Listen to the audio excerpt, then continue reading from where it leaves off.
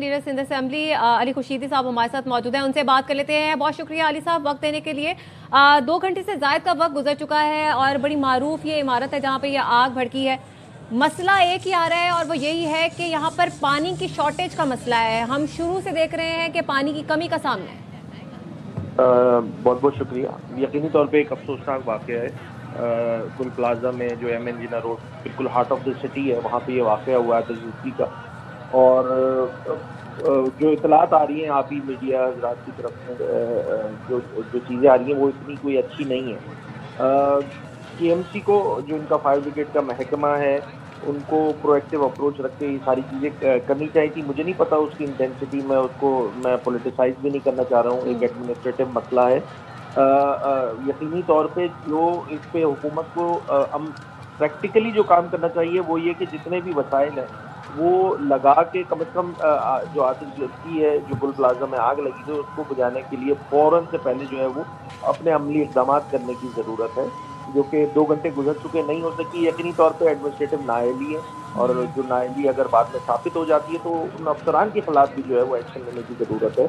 और मुस्तक़बिल के लिए क्या इक़दाम किए जाने चाहिए, क्या समझते हैं? ऐसी इमारतों का मुआयना किया जाना चाहिए, हिफाजती कवानीन को इम्प्लीमेंट करवाना चाहिए, फायर सेफ्टी इक़दाम करने चाहिए, क्या किया जाए? देखिए, ये तो पूरा एक डिबेटेबल टॉपिक है। इस पर तो आप घंटों बात कर लें। SDC की जिम्मेदारी होती है जब वो नक्शा पास कर रहा होता है और कमर्शियल बिल्डिंग्स होती हैं तो उसके SOPs जो हैं, जो हमारे कवानीन में मौजूद है कि उसमें जो है वो फायर एग्जिट का जो है वो मैकेनिज्म मौजूद है नहीं है। फायर एग्जिट के वेज जो है वो मौजूद है, इमरजेंसी के वेज मौजूद है नहीं है इनके अगर फायर होता है या नहीं होता। बट आप सबको पता है, हम सबको पता है ये बात कि सूबा सिंध में और बिलखुसूस शहर कराची में किस अंदाज से यहाँ पे नक्शे पास करवाए जाते हैं पैसे देकर।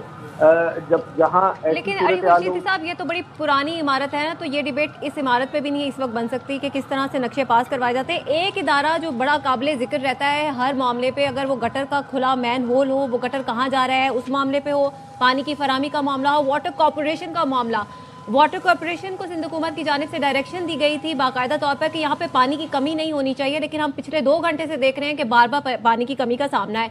ये वही वाटर कॉरपोरेशन है जब पानी नाले में कोई बच्चा गिरता है तो उसको ये नहीं पता होता कि ये नाला कहाँ पर जाकर खुलता है, और ये वही वाटर कॉरपोरेशन है जिसको ये यकीनी बनाना था कि यहाँ पर पानी की फराहमी मुअत्तल ना हो, लेकिन पिछले 2 घंटे से हम यही सूरत हाल देख रहे हैं।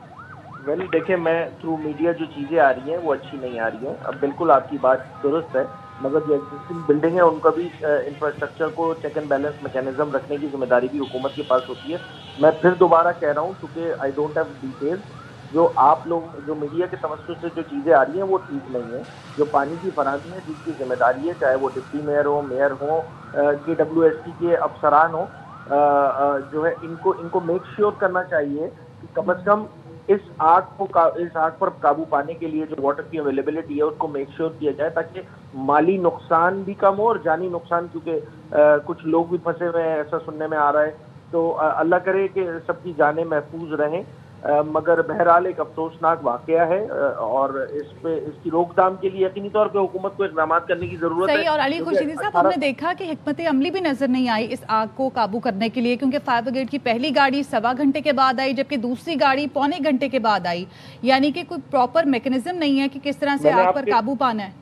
मैंने आपसे शुरू में ये बात कही है कि अगर इंतजामी नाअहली साबित होती है तो इस पे तो जो अफसरान मुताल्लिक है उनको तो फिलफौर जो है वो बरतरफ किया जाए ना। इस पे तो कोई एक्सक्यूज पेश किया नहीं जा नहीं सकता कि भाई क्योंकि हालात ऐसे, तो भाई फायर डिपार्टमेंट जो है वो तो है ही इमरजेंसी का डिपार्टमेंट ना।